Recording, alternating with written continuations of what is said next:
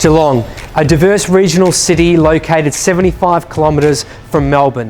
There is no argument this has been one of the best residential investment opportunities in recent years. But today, what I want to find out is if Geelong's had its time in the sun or whether there is still opportunities here available for property investors in this current market. When we talk about real estate and infrastructure spend in the city of Geelong, we can't go past talking about Armstrong Creek. This area, which is located south of Geelong on the way to Torquay, covers 2,500 hectares. We had the opportunity to sit down with Claire from the Warralilly estate, which is located in Armstrong Creek, and talk specifically about the project that is being currently developed. My name is Claire. I'm the estate manager here at Warralilly. In my time at Armstrong Creek, the price change, say for a 400 square metre in the last few years, has gone from say 179,000 to just over 280,000. One of the most exciting things for Armstrong Creek will be the Armstrong Creek Town Centre. So it's going to be a $1 billion project over the next 10 to 15 years. And what that is going to bring is not only more developments in terms of housing, but also food, retail, movies, recreation areas. That's all going to be part of that centre over the future decade.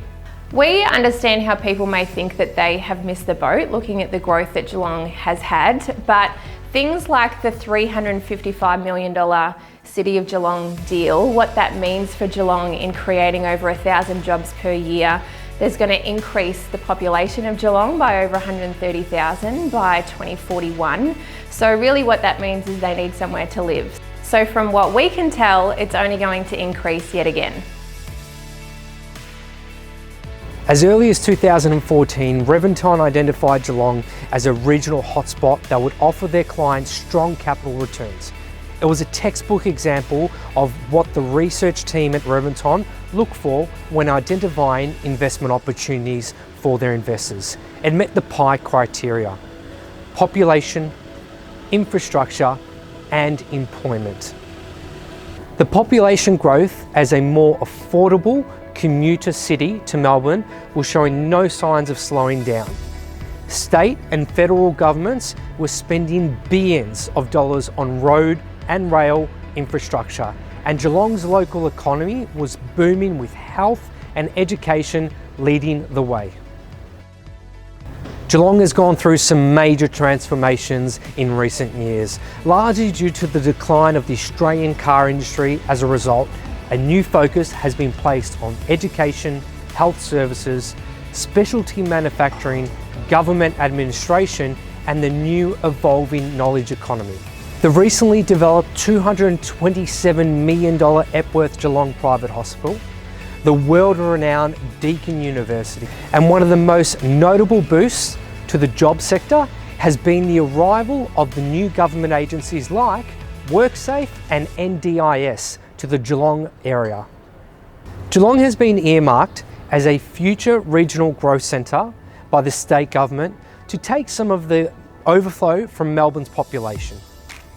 As a result of this, the pipeline of projects still to come in Geelong are vast. To learn more about this pipeline of things to come in Geelong, we sat down with arguably one of Geelong's most knowledgeable investors and property developers, Bill Votsaris, to discuss these up and coming projects. So in the last 12 months in Geelong, we've seen the completion of some of the projects that began a little bit earlier than that. So we've seen WorkSafe come into action, and WorkSafe employs thousands of people. And about 1,000 are based in the head office of WorkSafe's headquarters here in Geelong for Victoria. We've also seen the completion of NDIS, the NDIS building, which is right next door to WorkSafe. So they've been completed and they're operational, and that's obviously had a significant impact in the city of Greater Geelong and the businesses around it. We're also seeing the commencement, the beginnings of the new head office for the city of Greater Geelong. So that's another 12-storey building going in as you enter Geelong opposite the train station. But in addition to that, now we're seeing a lot of activity in the port. So recently, just in the last few weeks, it's been announced that the Tasmanian ferry will now be based in the Port of Geelong as opposed to Port Melbourne. And that's significant infrastructure built in the port to accommodate that, and that has already commenced.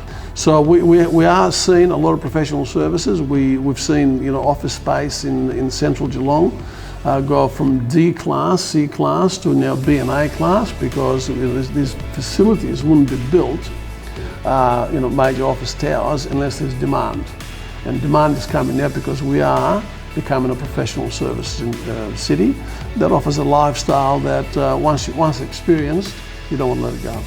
So there you have it, Geelong, a diverse regional city with still immense opportunity for growth. Till next time.